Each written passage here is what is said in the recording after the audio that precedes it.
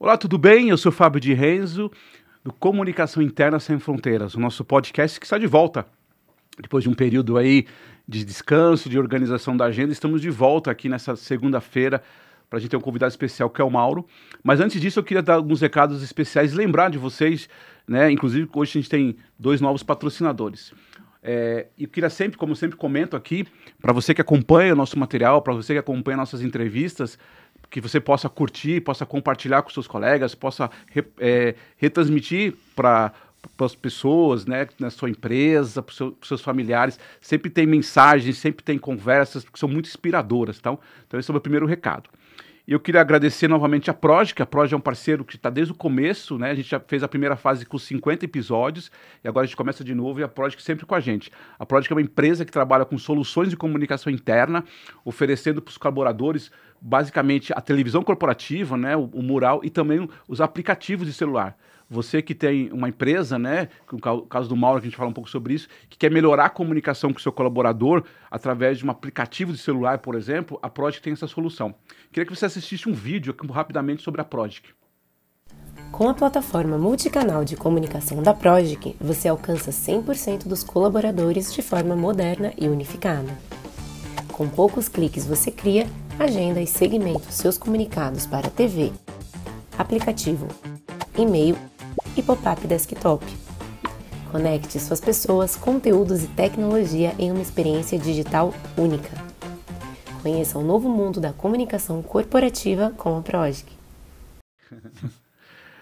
Obrigado, Progic, pela parceria de sempre, muito obrigado. Eu queria aqui também trazer aqui 2 novos patrocinadores que estão nos acompanhando a partir de agora. Primeiro é a Delta. Chama Delta Maresias Premium Club. É um espaço que tem lá em Maresias, no litoral norte, né, de São Paulo, que você pode conhecer, que une lazer, luxo e rentabilidade num lugar só. Então, imagine, você pode aproveitar o espaço de Maresias. Eu tive lá recentemente, realmente é um lugar muito bonito, né, no litoral de São Paulo, com conforto, de alto padrão, e ainda você pode tornar um investimento isso, né? Você pode comprar cotas, eles oferecem esse tipo de situação, né? Você comprar um apartamento e de repente locar esse apartamento também. Então eles ficam no litoral de São Paulo, ali tem piscinas, adulto, crianças, brinquedos, salão de jogos, né? E fica num espaço, numa região muito privilegiada, que é Maresias, no litoral norte de São Paulo. E também queria que você assistisse rapidamente um vídeo que fala sobre o Delta Maresias Premium Club.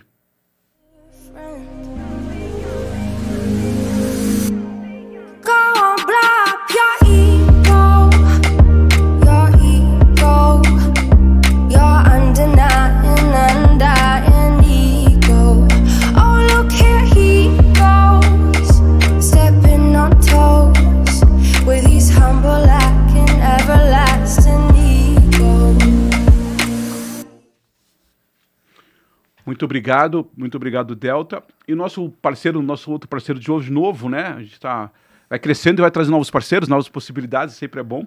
Queria agradecer ao Grupo Remax, o Grupo Remax da Audaces, que também fica no litoral, que eles estão mudando, o Grupo Remax é o maior do Brasil hoje, mudando o mercado imobiliário, né? Presente, nesse caso, esse grupo, né? Essa unidade fica presente em São Sebastião, Bertioga, São José dos Campos e Ubatuba, Londrina e Arraial da Ajuda, né? Então eles estão em franca expansão e abrindo espaço para quem, inclusive, quer transformar sua carreira. Interessante, né? Além das pessoas que querem comprar sua casa, né, seu imóvel, também você pode ser um parceiro deles, também você pode transformar sua carreira, potencializar e ser um vendedor da Remax Audaces, tá? Então você que empreende ou que sonha em empreender com segurança, venha conhecer a Remax, né, Audaces. Tem o Instagram deles, vocês vão ver aqui o link, que é o Remax Audaces, ou o site audace.remax.com.br, tá bom? Então, muito obrigado, Progic, muito obrigado, Audace, e muito obrigado, Delta. Olá, Mauro, tudo bem? Como é você, Fabião? Cara, é um prazer falar contigo. A gente, assim, tinha se visto algum tempo atrás Uma vez a gente teve uma reunião, na verdade eu fui no Grupo Caoa. Ah, sim. A gente se viu rapidamente, mas na verdade a gente já se conhece há uns 30 anos, né? Não precisava falar tudo isso. Estamos declarando a idade, mas acho que 30 ou mais, né, Fábio? Eu sei que você começou um pouco antes, que eu não senti até da montadora, mas eu comecei na Ford no Ipiranga, né? Eu me lembro muito bem de você lá na engenharia da Ford, né? Começando lá. Então, eu queria agradecer. Eu que agradeço. Mauro, eu digo sempre o seguinte, antes de falar desse currículo, que eu sei que o seu currículo é muito grande, aí, muito extenso, a gente vai falar um pouco sobre isso, mas eu queria fazer uma pergunta um pouco diferente. Eu não lembro, hoje você tem, seus filhos já são... Não, eu tenho uma filha de 37, uma de 34 e 2 netinhas. A sua netinha tem quantos anos? A mais velha tem 3 aninhos e meio, a mais nova 6 meses. Tá, a mais velha tá, como chama? Helena. Helena. Talvez ela ainda... Talvez faça essa pergunta, ou talvez daqui a pouco ela faça essa pergunta. Fala, vovô, o que você entrega no final do dia? O que você entrega para o mundo no final do dia? Claro que no seu trabalho, obviamente você tem outras coisas na sua vida pessoal, mas assim, se você pudesse dizer para a Helena hoje, neta, é isso que eu entrego para o mundo no meu final do dia, o que você diria para ela? Eu acho que todos nós, quando nós entramos dentro de uma porta, né, ou quando nós acordamos, entramos dentro de uma porta de uma empresa, nós entramos para fazer o melhor possível. Então, no final do dia, eu quero entregar realizações, eu quero entregar sonhos, eu quero entregar esperança e motivação. Muito bom. É isso aí. Sonhos, esperança e motivação. E hoje você tem um papel importante, né? A gente falou aqui rapidamente, você trabalhou... Você começou na Ford exatamente? Comecei na Ford em 1984. 84. Aí depois eu me lembro que você chegou a pegar a Autolatina? Eu peguei em 87, se não me falha a memória, formou-se a Autolatina. Depois, em 93, eu acho, começou a dissolução da Autolatina. Dia 1º de... Eu nunca esqueço dessa data. Dia 1º de janeiro de 95 é quando começa... Desculpa, dia 6 de janeiro de 95 é quando começa, entre aspas, a nova Ford. Isso. Então, 95 começa a nova Ford. Eu estava em caminhões, era gerente de uma área de manufatura de caminhões. Eu fui convidado para fazer o projeto de Camaçari. Fui o responsável pelo projeto e depois pelo complexo. Da Ford, eu fui para Case New Holland. Da Case New Holland, fui para a Volkswagen. Da Volkswagen, fui para a Nokia. Da Nokia para a Sempre Toshiba. Da Sempre Toshiba para o grupo Scalina, que era um grupo de moda íntima feminina. Tinha sido comprado por um fundo. E lá eu fui para a Caoa e da Caoa para a HPE, que é a Mitsubishi. Que legal. E hoje você tá como CEO da Mitsubishi. Eu fui CEO da Caoa e depois agora CEO da O mundo automobilístico não é uma cachaça, né? Se foi, voltou, mas você trouxeram de volta, né? Interessante. Ainda você teve a experiência do mundo da moda. Só uma curiosidade, foi muito diferente para você? Na moda eu aprendi muito. Quando eu recebi o convite, eu falei, o que eu vou fazer na moda? Eu não conheço nada. Quando eu fui conhecer a indústria, eu falei, nossa, aqui tem muita tecnologia. E lá realmente eu aprendi o que é você considerar vender atributos e não produto, o que é você trabalhar com varejo muito dinâmico, o que é trabalhar com cabeças que pensam totalmente diferentes, e esses clientes, cada um é um, né? Cada cabeça é uma cabeça, então um produto que para uma mulher era um produto sensual, para outra um produto de conforto e etc. Então uma dinâmica muito interessante, aprendi muito. E tem uma filha estilista. Ah, que interessante. E você falou uma coisa interessante, que é diferente talvez um pouco do mercado automobilístico, né? Você não vende um produto, né? Ali você vende um conceito, né? É diferente, né? Eu acho que... Um atributo, né? Mas acho que mudou muito minha cabeça também para a indústria automotiva, porque quando um cliente vem ver um carro, ele entra na internet hoje para procurar um carro, ou ele vai fazer um test drive, ele está procurando um atributo. O grande desafio é você entender que atributo que ele está procurando para poder mostrar a ele esse atributo. Tem pessoas que entram numa loja para comprar uma locomoção de A a B. Então, ele não está preocupado com muitas coisas. Tem outro que quer conforto com espaço interno, tem outro que quer desempenho, tem outro que quer status, né?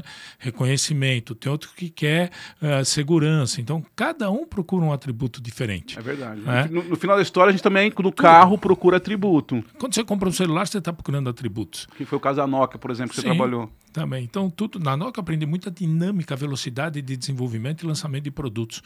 Que eu saí de uma empresa que fazia um plano de produto de 5 anos, lá você fazia de 3, com orçamento a cada 6, e um produto de uma indústria automobilística você colocava no mercado, fazia um facelift depois de 4 anos, a plataforma durava 10, 12, 15, e no celular você lançava o celular top, 6 meses depois você tirava ele de produção e vinha com o novo. Então foi uma loucura, uma dinâmica totalmente diferente. Mas é interessante, acho que até você pessoalmente, para sua carreira, foi muito interessante essas várias facetas, né? Quer dizer, exatamente, né? De um mundo automobilístico mais estável, digamos assim, hoje mudou muito, mas ainda mais demorado, para uma Nokia que é muito rápida, para uma empresa que vende... Você tem razão, a gente também vende, mas talvez não tinha essa visão da montadora, que vende atributos, né? Tudo foi um aprendizado muito grande. E provavelmente hoje, como CEO da Mitsubishi, acho que você traz um pouco de tudo isso, né? Sim, trago. Foi um aprendizado maravilhoso. Eu acho que um grande aprendizado é que eu trabalhei com culturas totalmente diferentes. Isso. Então, eu trabalhei com americanos, com italianos, com alemães, depois finlandês, que foi uma outra visão totalmente diferente.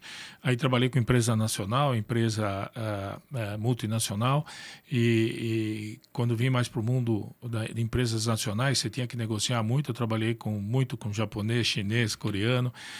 Então, isso te dá uma visão de mundo totalmente diferente e te dá uma flexibilidade muito grande. Você começa aprendendo a lidar e entender que cada um tem sua visão, cada um tem sua cultura, e você tem que ser o flexível o suficiente para se adaptar a cada uma delas. Perfeito. E entender e poder fazer um bom trabalho.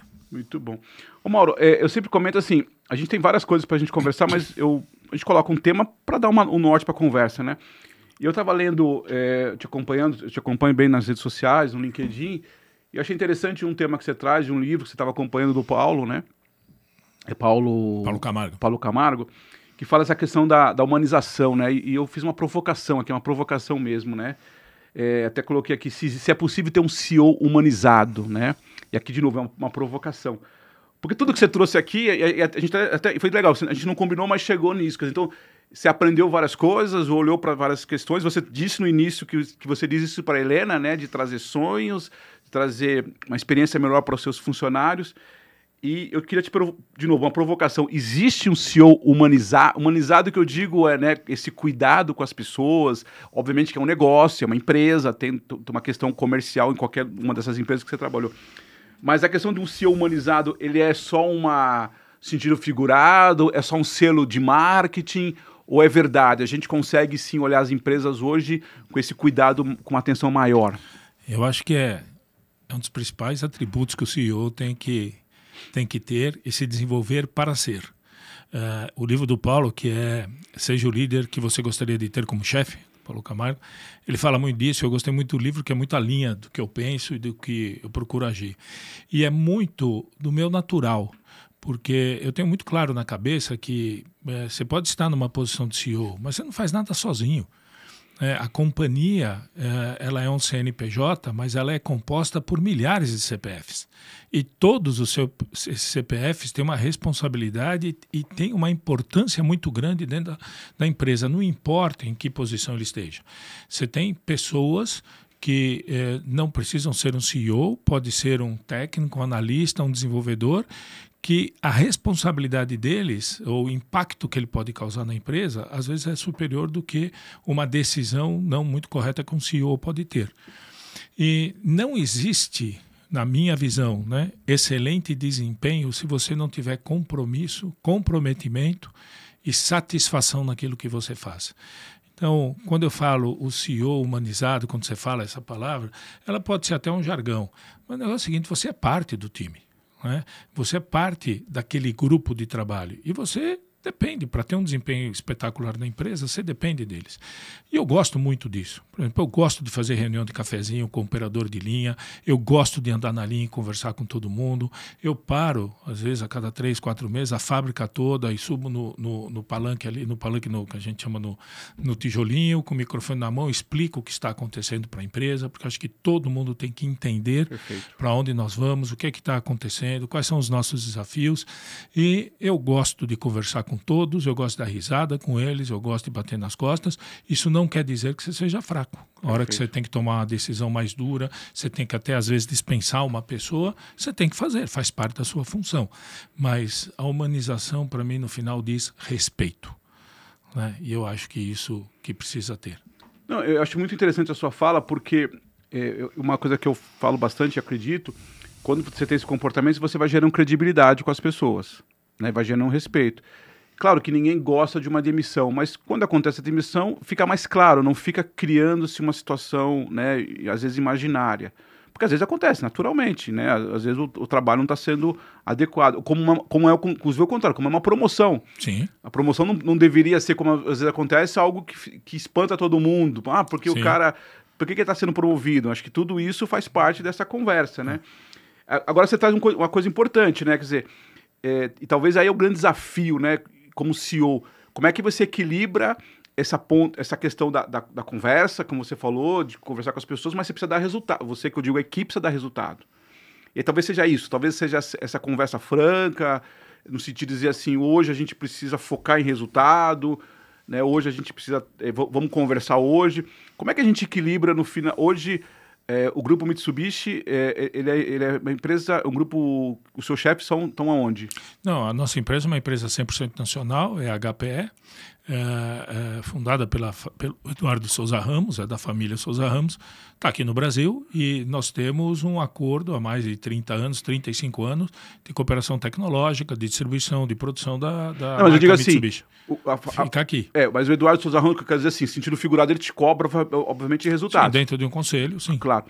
Como é que equilibra isso? Você tem um resultado, você tem uma equipe coesa, ou pelo menos busca isso. Como é que, na sua posição de CEO, o que você imagina que tenta equilibrar do resultado que você precisa atingir e essa harmonia na equipe? Como é que você acha que é esse grande desafio? Olha, eu acho que o primeiro de tudo você tem que ter um propósito. Quando você tem um propósito claro, que você vai fazer e todo mundo sabe daquele propósito, perfeito, você comunica, perfeito, todo mundo entende para onde nós estamos indo. E o cara pode até não concordar. Pode até não concordar, mas é um consenso daquela turma. Perfeito. O Antônio Marcel Neto, que você conhece muito bem, que foi nosso presidente da Ford, foi presidente de várias empresas, ele usa uma frase muito interessante. Não adianta ter vento forte se você não conhece o norte. Perfeito. Para onde você quer ir, né? Então não adianta. Então o primeiro ponto é isso. Depois você tem o propósito, você precisa ter o que e o como que você vai fazer. Isso tudo muito bem discutido. Tá? E todo mundo tem que compartilhar desses objetivos. Nós fazemos, por exemplo, na época de orçamento, nós reunimos todos os gerentes e supervisores, colocamos numa sala pessoal do Catalão, junto com São Paulo e São Paulo Conectado, para colocar o que é o ano que vem, o que vai acontecer, o que está acontecendo com a economia, o que vai acontecer com a indústria automobilística, etc. Para isso, para nós continuarmos, e você tem sempre um dos principais objetivos, né, de uma empresa, é perpetuidade. Pode ser que num ano você não tenha um grande resultado, você vai ter no outro, mas você tem que perpetuar a empresa. Sim. E nós temos, além da perpetuidade, a obrigação com os acionistas, mas também com a sociedade. Isso. Né? Então, nós estamos ali para gerar... Você está numa região no centro do Brasil. Você tem que gerar riqueza, você tem que gerar emprego, você tem que trazer a riqueza para a cidade, etc. Mas, primeiro de tudo, você tem que perpetuar a empresa. E você tem que dar o resultado aos seus acionistas. Então, nós chamamos todos, é aqui isso que vai acontecer, e em cima disso, todo mundo sabe se tem que reduzir, se pode aumentar, se vai fazer isso, vai fazer aquilo, como é que fica a produção, etc. E em cima disso, você começa a traçar os seus planos. Então, eu acho que a transparência é o principal ponto, dentro de certos limites. Claro, lógico que tem muita coisa que você não pode falar, e é normal. Mas eu acho que isso é o primeiro ponto. E o segundo é realmente fazer parte. Né? Você não é um carrasco, você é parte daquele grupo, né? Você interage com essas pessoas. Não é o que o pessoal falava na nossa época atrás, comando e ação, né? Não é só um comando e uma ação. Não é. Isso, cara, liderar é você levar as pessoas para o caminho correto e fazer a coisa acontecer, não é chicotear. Perfeito. Né? Não é chicotear. O líder está sempre por trás, não pela frente.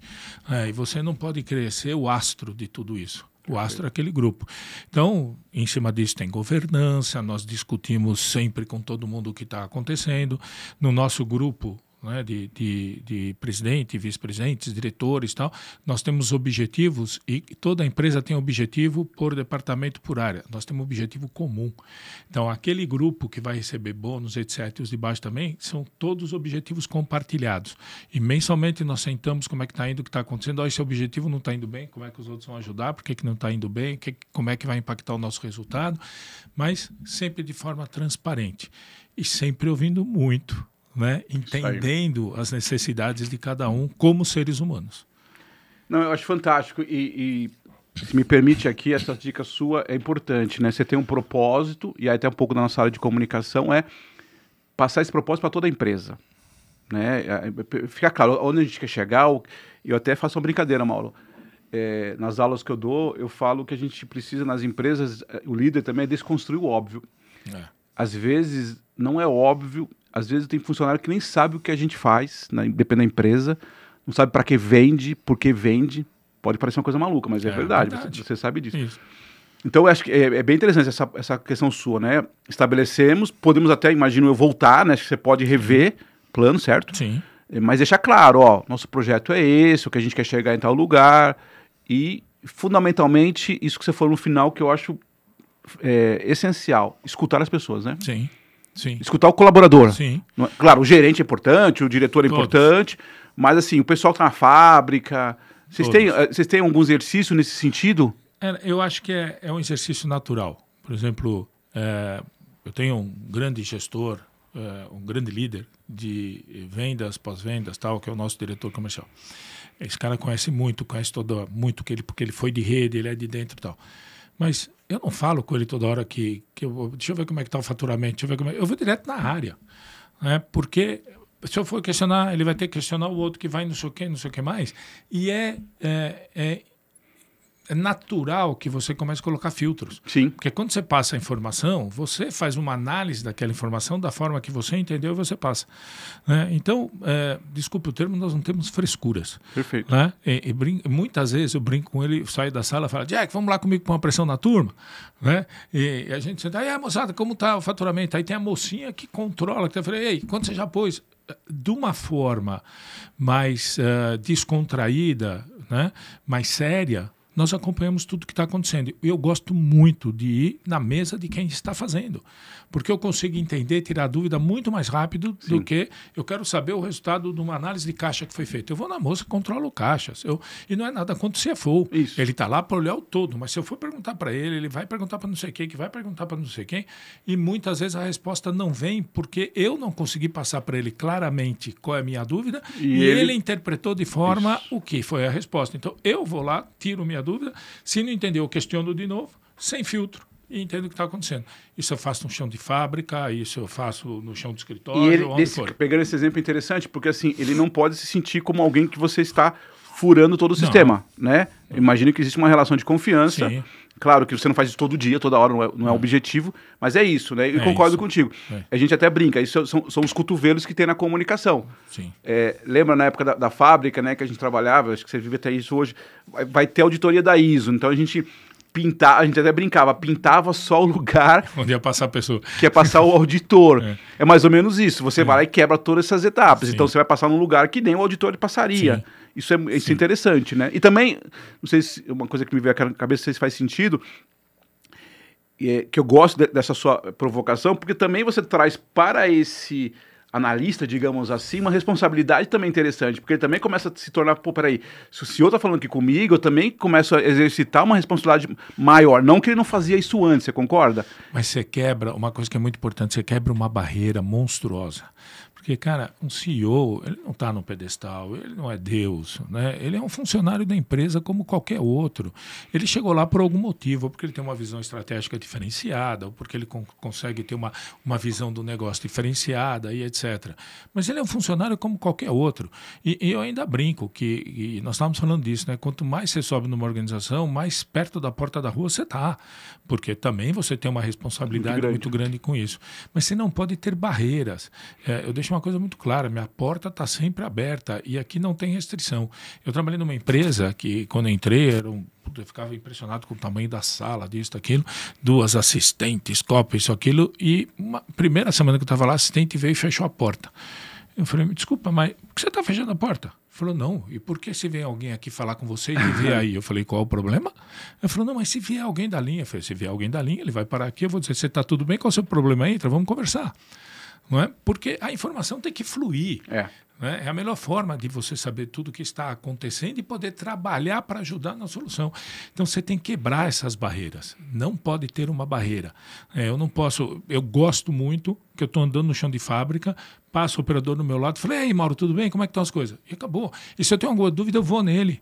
Né? Se eu vejo que tem um problema de qualidade sério no campo, eu vou onde está sendo montado e pergunto para o cara, o que está acontecendo?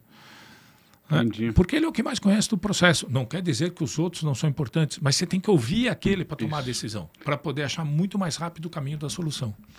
Eu confesso, acho que você vai concordar, nesse aspecto, eu sempre comento, a Ford foi uma escola muito boa pra gente. Muito. Né? E é isso, né? Porque quando você escuta ali, é impressionante como a gente ainda vive muito isso, né? Nossa, eu fiquei surpreso que eu fui conversar com o funcionário da fábrica e ele me disse uma ideia boa. Cara, mas isso era o mínimo, né? Eu conversei com o pessoal da portaria, da recepção, com atendimento telefônico, eles trouxeram uma ideia que mudou. Pô, mas isso deveria ser algo normal, né? Agora você trouxe uma coisa interessante, Amor, a gente até falou em outro momento isso rapidamente. Você até pegou o exemplo do Maciel. Às vezes se romantiza muito, né, e por situações, como você falou, de competência, enfim, mas o trabalho do senhor normalmente é um trabalho muito solitário, né? Ele é. Muitas vezes a última decisão é tua e você não tem com quem compartilhar. Porque normalmente, exatamente, você olha para quem, né? E tem muitas vezes você tem que tomar a decisão porque aquela informação que você tem você não pode compartilhar, né? Mas eu acho que aí é o desafio do CEO de dizer como é que eu não vou deixar a minha vida solitária e ter a participação... Desculpa, é interessante, são duas coisas diferentes, né? A posição pode ser solitária, mas não a vida solitária. Perfeito. Aí como você vai fazer isso? Então, você não é o senhor e sabedor de tudo. Você não é Deus. Então, eu procuro questionar bastante, discutir bastante e sempre que possível nós tomamos uma decisão em grupo.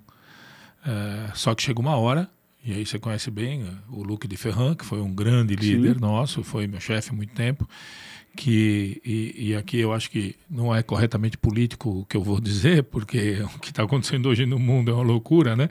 Mas ele brincava comigo e dizia a democracia é muito boa no negócio, até que a ditadura se faça necessária. O que era isso? Não é que ele é a favor ou não da ditadura. Ele falava, cara, você discute com todo mundo, tá? Se não chegou-se num consenso, você tem que tomar a decisão é tua.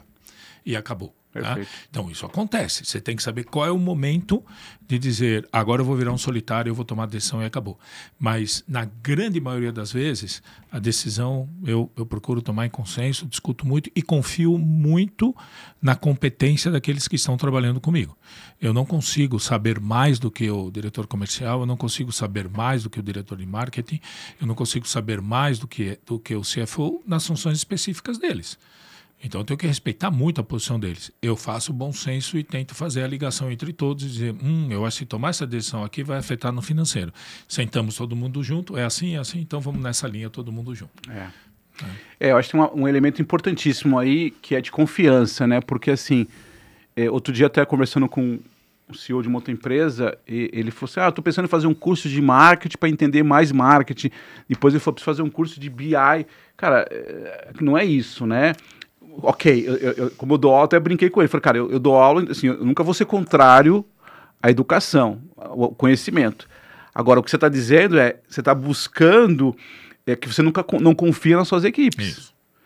Uma coisa é gostar de marketing, agora eu vou cuidar de aprender BI, aprender inteligência artificial, tá tudo bem. A outra coisa é, você está fazendo isso por quê, Mauro? Você está fazendo isso porque você quer aprender ou porque você não confia nas suas equipes, então você entende? Eu acho que, eu acho muito interessante esse ponto, porque eu sempre gostei de estudar. Então, depois que eu me formei, fui fazer uma certificação de engenheiro da qualidade pela American Society for Quality Control, que foi a própria Ford que indicou. Depois nós fizemos um curso de extensão universitário com a Mackenzie, junto com a Ford, em administração. Depois eu fui fazer um mestrado na USP de produção. Depois eu fiz uma especialização no Japão. Aí fui fazer MBA na Universidade de Michigan. E a Ford motivava muito. E continuei estudando. No meio da pandemia, estava aquela loucura, eu entrava no meu escritório em casa às 7 horas da manhã, saía às 10 horas da noite e tal. Eu falei, preciso fazer alguma coisa diferente, eu vou morrer assim. Era CEO da outra empresa. Eu fui fazer um mestrado em agrobusiness. Agrobusiness. Eu tenho um negócio pequeno com o João Pimentel, que você conhece. Nós criamos gado junto. Falei, eu vou fazer.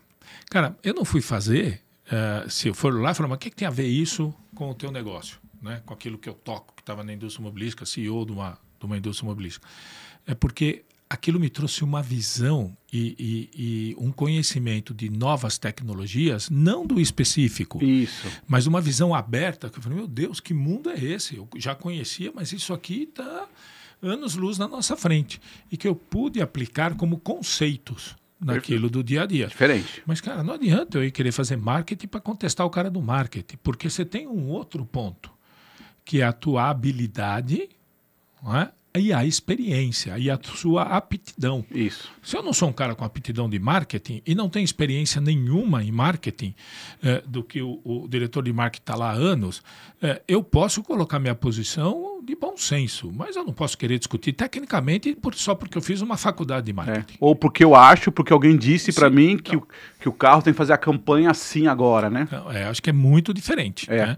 Então, eu concordo com você. Quando você começa a querer fazer tudo isso, para querer conhecer mais, para ir discutir, é falta de confiança no seu time. E o problema está no líder e não nos liderados. Exatamente, perfeito. O problema está no líder e não nos liderados. Agora, uma coisa também que a gente está vivendo isso muito, eu não sei como é que está lá com você em relação ao trabalho na fábrica. O assunto que a gente acontece muito hoje a gente está falando de gerações novas, né? Talvez você já ouviu esse termo, né? A gente tem 5 gerações ao mesmo tempo trabalhando, né? Do menino lá, da menina que tem 15, 16 anos, com menor aprendiz, do pessoal e tal. Como é que você vê isso, assim, antes de qualquer coisa, assim? É um olhar de potência, um olhar de preocupação? Como é que você... Imagina quando você olha para o seu... Você tem 2.000 funcionários hoje? Um pouquinho mais de 2.000, Você deve ter um grupo bem heterogêneo nesse sentido. É desafiador para você nesse sentido? Cara, eu olho com um olhar de oportunidade, de muita oportunidade. E vou te dar um exemplo o quê? A indústria automobilística é muito complexa e você tem muitos desafios de legislação, né, de requisitos legais e etc. E a sua preocupação com qualidade, com segurança veicular é muito grande. O outro ponto é a sua preocupação com eficiência, porque a concorrência é monstruosa. Os asiáticos estão chegando aí que nem uns loucos. Então, 2 exemplos. Nós temos o Gustavo, vou falar o nome, um rapaz jovem, muito jovem, que 20 e poucos anos, que trabalha no chão de fábrica, numa área de qualidade, como analista e tal. Ele começou a desenvolver com inteligência artificial inspeção visual com câmeras inteligentes. Quando nós olhamos, falamos, fomenta, vamos ver o que sai. Não é?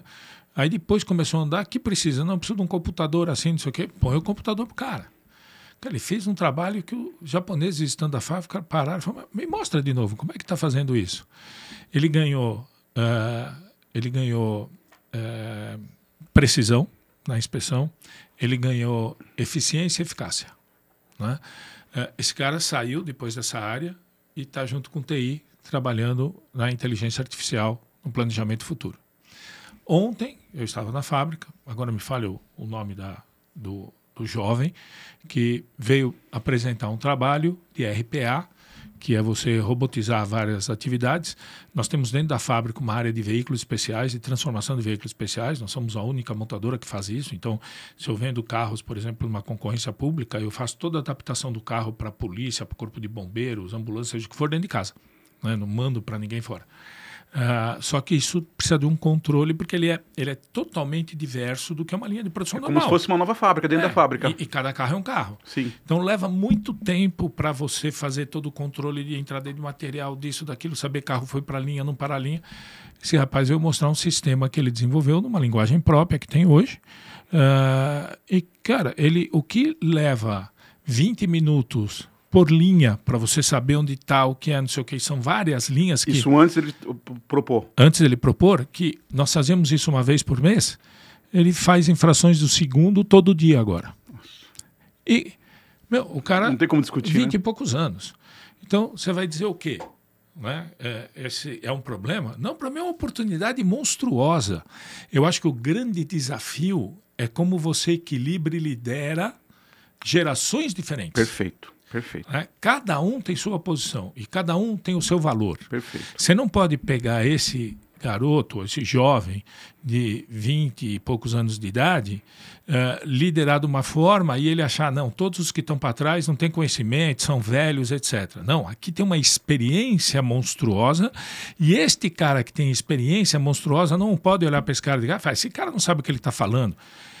Na tua visão, ele não sabe o que ele está falando, porque você não entende do que ele está falando. Então, você tem que se adaptar às novas realidades e entender o que ele está falando e ir a fundo naquilo que ele está te mostrando e juntar os dois, a experiência com a inovação.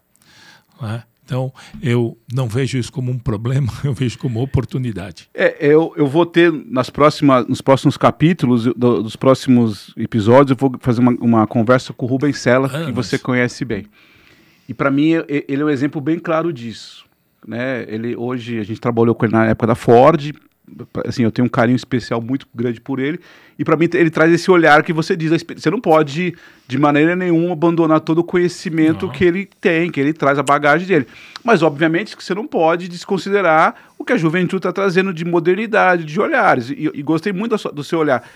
Como é que eu lidero esse não como barreira, não como um muro, mas como a gente potencializa, né? Tem uma frase que eu gosto muito de usar, Mauro, infelizmente acontece muito, é que normalmente nós seres humanos temos mais facilidade de excluir do que incluir. Sim. Por natureza é mais fácil a gente sempre excluir, sempre dividir do que somar, né? Então fica essas conversas de geração Y, geração Q, isso é assim, porque ele está muito velho, porque ele está muito novo, ao invés do que você acabou de trazer agora, que é muito mais importante, que é juntar. É isso. Se a gente tivesse 20 anos com essa idade hoje, você não estaria fazendo a mesma coisa que eles? Com certeza. Nós fizemos, vou te pegar um exemplo do Cella. O Cella foi meu chefe e um grande líder para mim, me ensinou muito. E ele era o plant manager do Ipiranga e o Luke, quando saiu o Egídio, que você deve lembrar, o Egídio foi tocar, logo que separou o Alto Latina, o Luke, eles fizeram uma mudança, o Cella passou para o plant manager, eu fui ser o Cella era o plant manager, ele foi lançar o Fiesta e eu fui ser o gerente de uma área grande lá de manufatura e muito garoto. Depois o Cella voltou. O Cella me ensinou muito, mas eu tinha um ímpeto diferente. Eu estava com 32 anos, sei lá, alguma coisa assim, tinha uma vontade, eu fazia as coisas diferentes e tal. Eu lembro de um problema que nós tivemos, que a fábrica parou e tal, e corremos, resolvemos, tal. Depois ele me chamou, perguntou, da forma que ele estava falando, eu tinha feito totalmente o contrário. Né? E foi aquela conversa, não, mas porra, por causa disso, daquilo, tem uma novidade aqui, ali. Ele só parou e falou, eu entendi. Não vai parar de novo, né? Eu falei, não. Falou, então tá ótimo, vamos em frente. Então ele me deu a liberdade de fazer. Ele não puxou meu orelha e falou, tá tudo errado, faça diferente. Então o Cella, eu acho que ele é um exemplo disso. Sim. Que aceita o novo, mas que coloca a experiência dele como um ponto a ser pensado.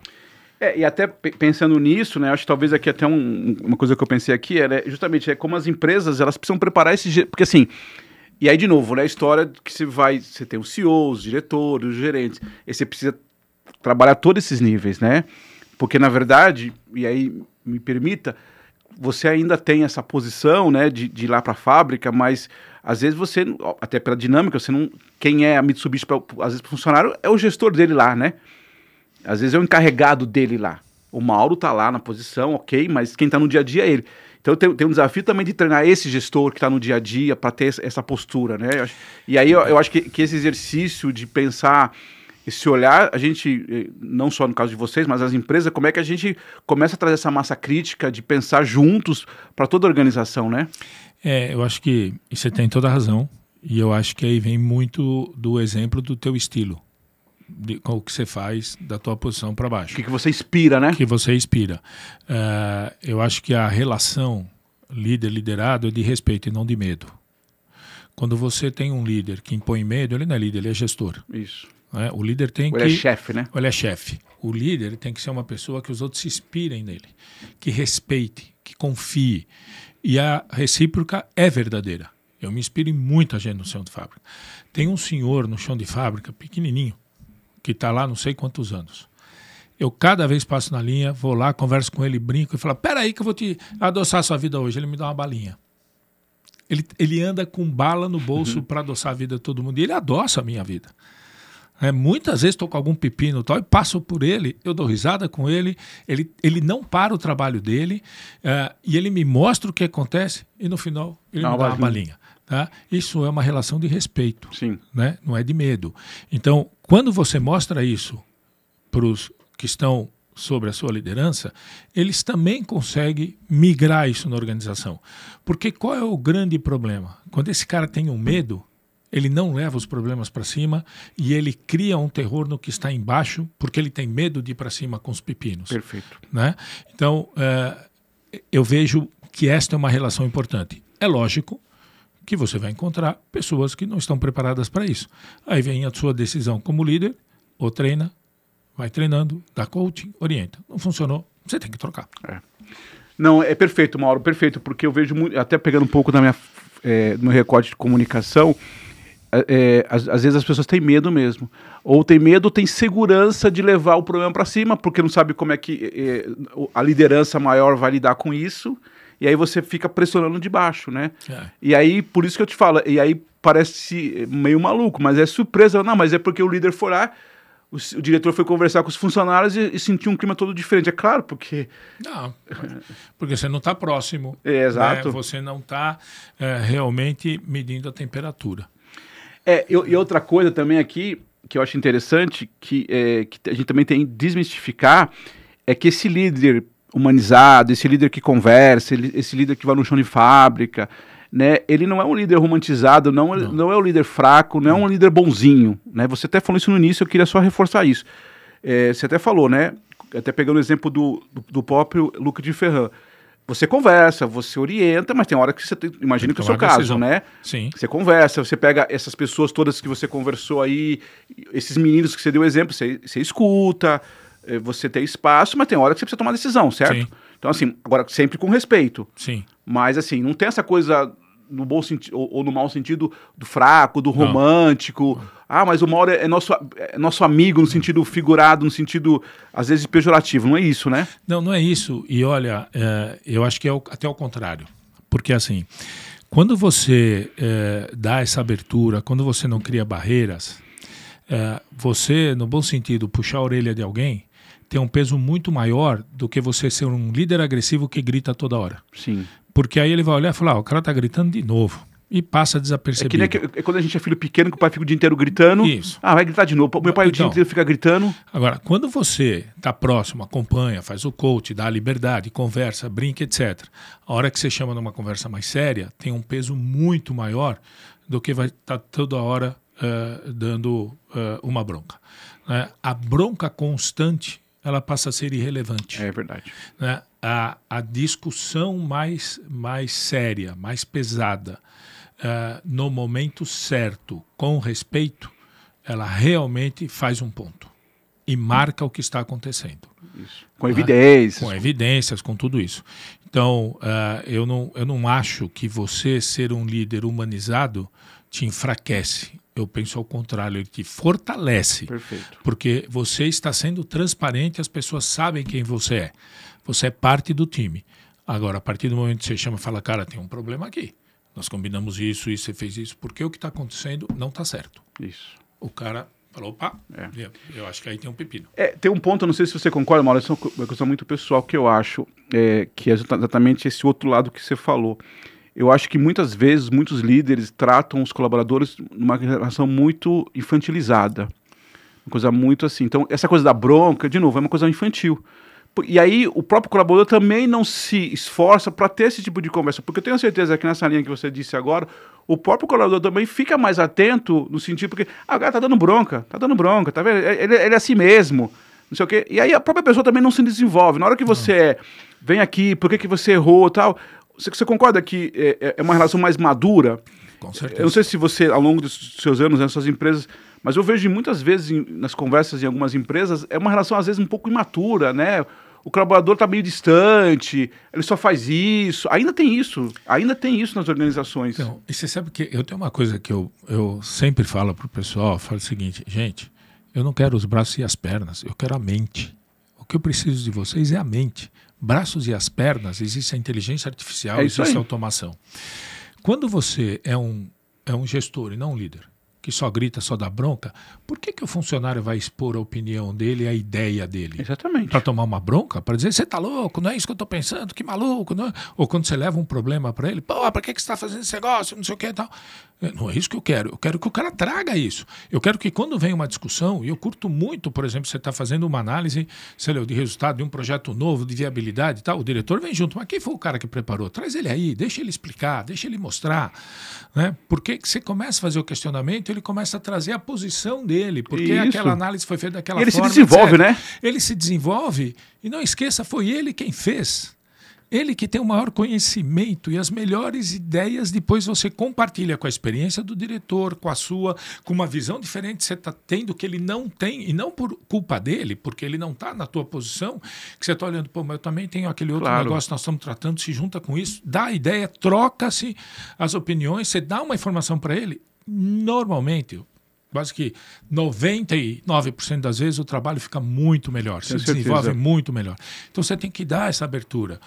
Né? E não é que você tem que dar, é o respeito a quem está fazendo o trabalho. É isso aí. Né? Então não adianta gritar, você não perde nada. Você trouxe aqui várias vezes essa palavra e eu acho, para mim, eu tenho um livro, né, que eu falo sobre reflexões, provocações e dicas da comunicação interna, Mauro, e coincidentemente, o primeiro texto do livro eu falo que comunicação é respeito. Sim. Para mim é isso. De novo, eu posso não concordar com as coisas que você colocou, mas na hora que eu digo, no caso da comunicação interna, né? Na hora que eu informo as regras, na hora que eu estabeleço, como você falou no início, o propósito da empresa, é isso que a gente é. Ah, mas eu não quero vender carro amarelo, eu preferia que fosse vender carro azul. Ok, não é nossa estratégia, né? Entendo, respeito, mas não é. Tá tudo bem. E você tocou muito, essa palavra eu acho que muito importante mesmo, acho que como líder, como processo de comunicação é respeito. Sim. Né? E gosto muito disso que você traz, porque quando você traz esse exemplo, imagino, de novo, a pessoa vai se desenvolvendo, né? Porque senão fica uma coisa muito cômoda também. Sim. O colaborador fica ali, parar, daqui a pouco vai dar uma bronca de novo. Daqui a pouco vai acontecer... Outra coisa que eu acho que o líder, principalmente o pessoal na operação, como ele não expõe as equipes nesse sentido, a equipe joga tudo pro líder, o líder se sente líder, aquele intermediário, às vezes se sente sozinho, não leva para cima, é o que você acabou de falar, e vive uma pressão desgraçada, né? E posso dizer uma coisa?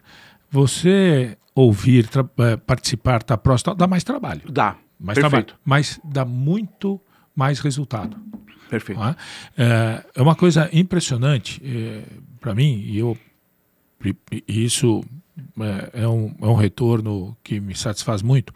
Quando eu faço as reuniões de cafezinho com os grupos do chão de fábrica, eu faço uma dinâmica, primeiro que eu peço para cada um falar 2 pontos positivos, 2 pontos negativos da empresa, e aí você consegue entender muita coisa que afeta pessoalmente as pessoas, e eles vêm com lista que eles discutem entre eles, e muito que afeta a empresa como desempenho, como custo, como tudo isso. Eles trazem, pô, mas os equipamentos de não sei o quê, papai, isso é um problema, tal. Então você olha os dois. O segundo eu brinco, falo, eu vou dar uma varinha de condom para cada um aqui, imaginária, para vocês vão passando essa varinha, e aí você senta na minha cadeira, eu gostaria que se você clicasse essa varinha e pudesse resolver o problema, me dá o principal problema que você resolveria e como você acha que é. Cara, é impressionante os resultados, é impressionante o retorno. Aí você olha de vez em quando e fala, cara, como eu nunca pensei nisso? Como eu nunca tinha visto isso? E eu vou anotando isso, depois eu faço um sumário daquilo e muito nós melhoramos em função dessas discussões. Claro. Né? E você começa a entender muito mais também quais são as reais necessidades do chão de fábrica. E cada vez que você faz ainda com pequenas coisas, você fala, vou fazer isso aqui, um puto investimento, você fala, não é isso que o cara quer, eles querem isso aqui que custa muito menos, vamos fazer isso aqui. O comprometimento da turma aumenta exponencialmente. O resultado é... E não é que você fala, eu estou fazendo isso porque eu quero ter mais resultado. Não, você está fazendo isso porque você está trazendo motivação para aquela turma. Isso. O pessoal tem que levantar de manhã com prazer de ir para trabalhar. Não como falar, pô, de novo eu estou indo. Né? Então é isso que você tem que procurar. Você está lá, a maior parte do seu tempo é para desenvolvimento da sua organização, motivação para trazer grandes resultados. Perfeito. E eu acho importante isso que você fala, né? Que é justamente quando você... É interessante esse exercício seu. Quando você pede para as pessoas pensarem nos pontos, já é o exercício, concorda? O cara já começa a pensar. De novo, e aqui eu acho que nem tem nem o objetivo de julgar, né, se é correto ou não, mas assim, só o fato de ele pensar nesse exercício, é legal isso que você falou, de trazer inclusive coisas que impactam ele, né, porque aí você começa a trazer talvez coisas que estão se repetindo entre os outros, coisas que impactam a organização, né, e eu acho isso muito importante.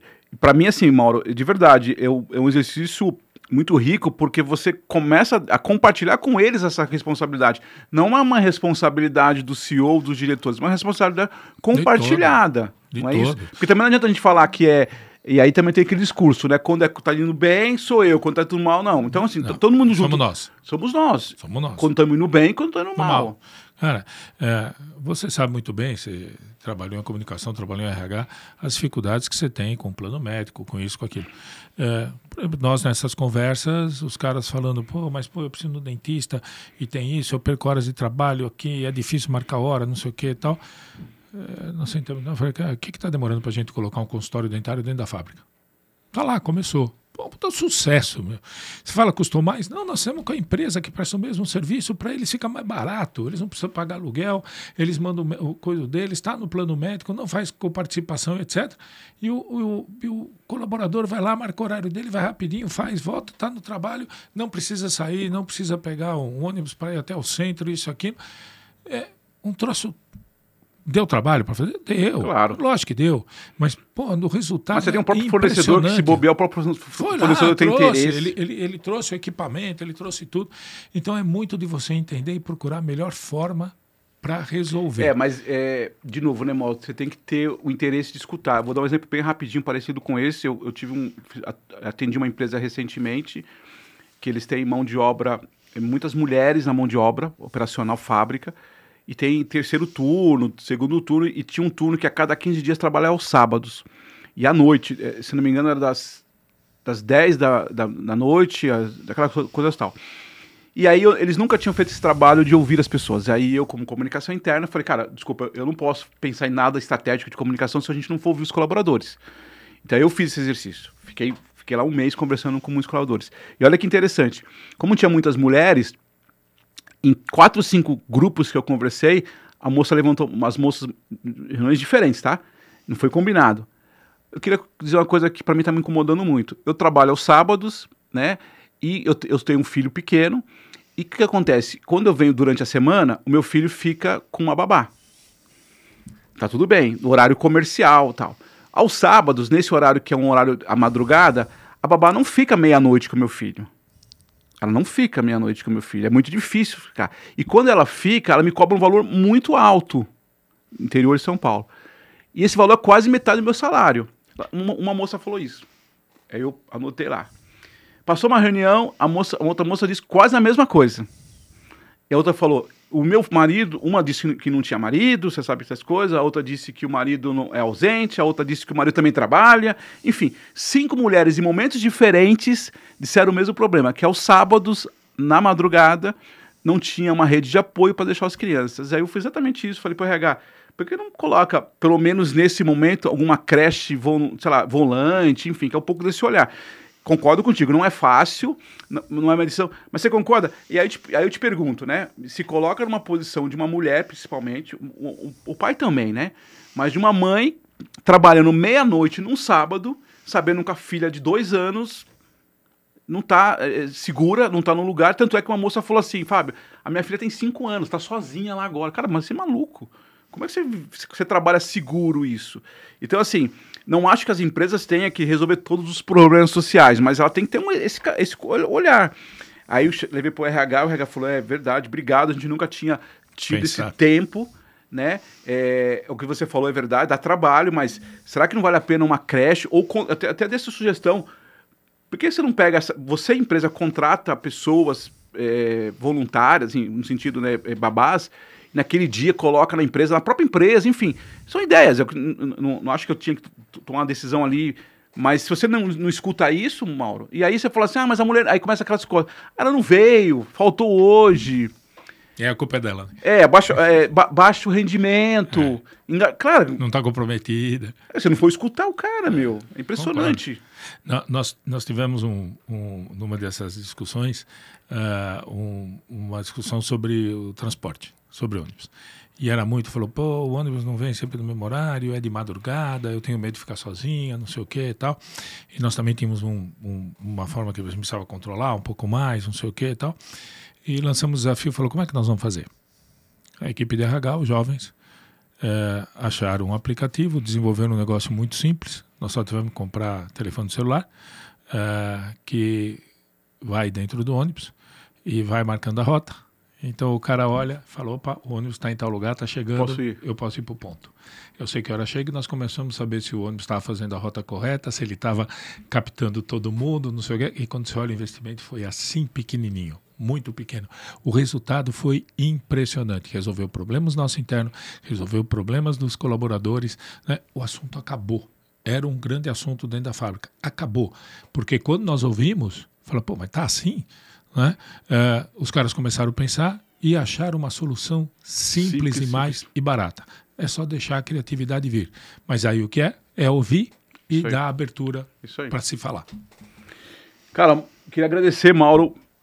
Passou muito rápido aqui o tempo. Queria agradecer de coração. Eu sei que você tem uma agenda aí super corrida. Você disse que estava na fábrica, né, ontem. Chegou ontem à noite. Obrigado de coração. Obrigado pelo seu tempo, pela sua disponibilidade. Obrigado pela oportunidade, pelos insights, pela lembrança de muitas histórias aqui de colegas também. Fico muito feliz aí de a gente se conectar. E acho que também uma parte boa que se tem da nossa história de trabalho é isso, a gente poder estar sempre se conectando, né? Eu sempre digo, esse mundo é muito grande, mas ao mesmo tempo ele é pequeno, né? A gente se conecta, a gente falou aqui de outros colegas.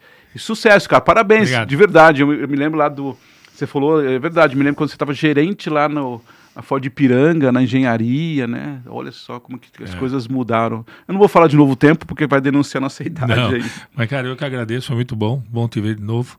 Eu acho que você está fazendo um trabalho muito legal, parabéns pela empresa de comunicação, porque você tem feito, eu te acompanho também. Eu acho que é muito interessante esse trabalho. Agradeço muito, amanhã você vai estar com o Cello, hoje, não sei, mande um grande abraço para ele, abraço coração. Faz tempo que eu não vejo o Cello, já faz alguns meses, vejo muito Marcelo Semitan, né, e o Moura. Mas o que acho que é o mais interessante de tudo, por todas as empresas que eu passei, né, quando a gente sai, a gente deixa amigos. É isso aí. E falo com todos. Inclusive da Nokia, muita gente de Manaus, a gente se reúne por vídeo, etc. Então, acho que isso é o mais importante. Né?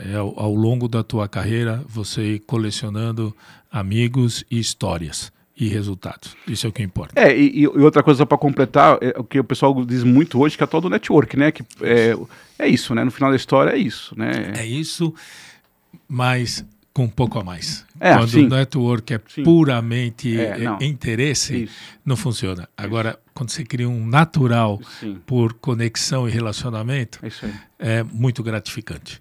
Concordo. Eu acho que é isso mesmo. Perfeito. Não é só um interesse, né? É algo mais. É algo mais. Muito obrigado, Fabio. Obrigado. Foi muito bom. Pessoal, eu agradeço aqui ao Mauro, agradeço a Prodigy, a Remax e a Delta pela oportunidade de a gente voltar aqui. E repito, continue acompanhando aqui as nossas conversas, nossas entrevistas, toda segunda-feira aqui no YouTube, no Spotify. A gente traz uns trechos também no Instagram, no LinkedIn, falando sobre comunicação interna, sobre recursos humanos, sobre liderança, sobre inteligência artificial. Então eu sou Fábio de Renzo, no Comunicação Interna Sem Fronteiras. Um grande abraço.